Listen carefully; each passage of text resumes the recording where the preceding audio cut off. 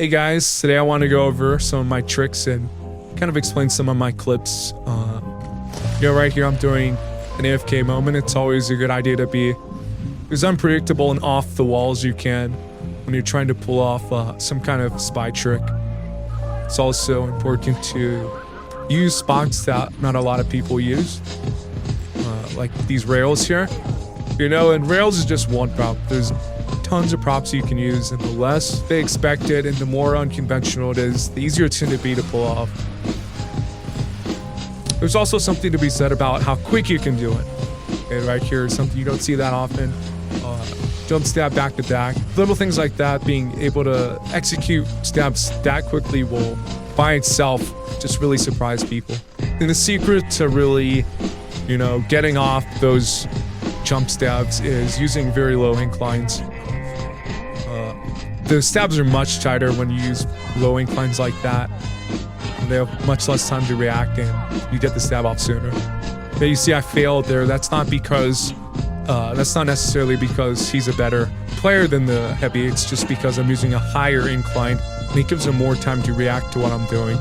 Now this pyro's been hassling me all game. He knows what he's doing. He knows when to air blast me. He knows the right times to light me on fire. But what he doesn't know is that I can use the walls to my advantage. A lot of spies don't do that. It's a great defensive tactic to control where you're moving in the air and use it to your advantage. And right there, I used the wall, but I also walked on Neji's head to get behind the pyro. There's a misconception that you should only trick stab as a defensive maneuver, and right here I actually use them offensively to cap this point for my team. I would say people need to learn how to use them more offensively because sometimes that's the only way you're going to get a pick on somebody. Now here I pretend like I'm going forward, but I actually move back very jerky-like, and that's a good technique to use to create distance between you and your enemy or lose a pyro. Switch directions really quickly. Here I predict where they're going to look. That's how I'm able to draw these stabs. I'm not waiting to look at their model, I'm predicting. And stabs such as these, matadors and corners, are some of the most useful and reliable out of all the tricks. They work very well on higher skilled players. And just because a trick doesn't work right away doesn't mean you can't still make something out of it. Here I reverse the corner and I turn it into a matador.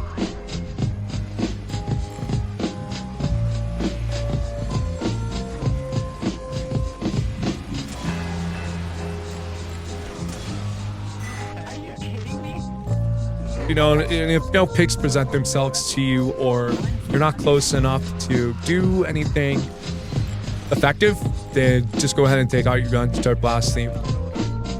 A few tips that I can give you about using the ambassador that I'm doing right now. Well, one, I want you guys to notice how I'm moving right now. I'm moving very unpredictably, I'm moving very jerky, and I'm using my strafe keys a lot. Strafe keys will help you line up headshots without moving your mouse, which is a much easier way to line shots up. It also makes them hard to get into close range, like I said before. Moving jerky in opposite directions will create distance between you and the enemy. Anyone who really wants to become good at spy will want to really get used to strafing a lot. I mean, it's not only going to help you in crazy situations like this where you're way up high in the air, but also on the ground and even small jumps. Here's a much lower jump where I utilize strafing, and it really messes with their head.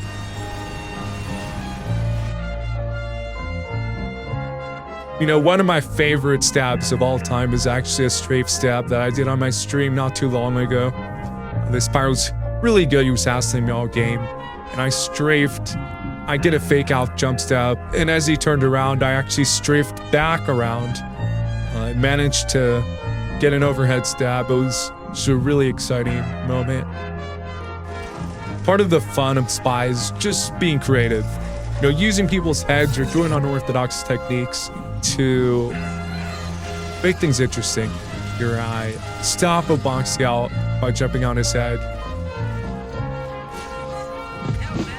You know, one thing about scouts is they move very quickly and very erratically.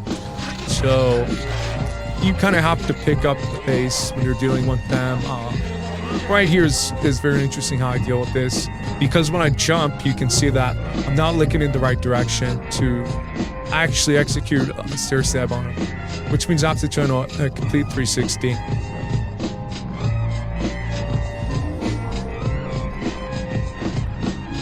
And that's about all I have for now. And for some of the reasons listed in the video, some of the stabs I showed you, those are the reasons that I keep spying. And I encourage everybody to not give up and keep practicing. See you guys in the game, and see you guys on my stream.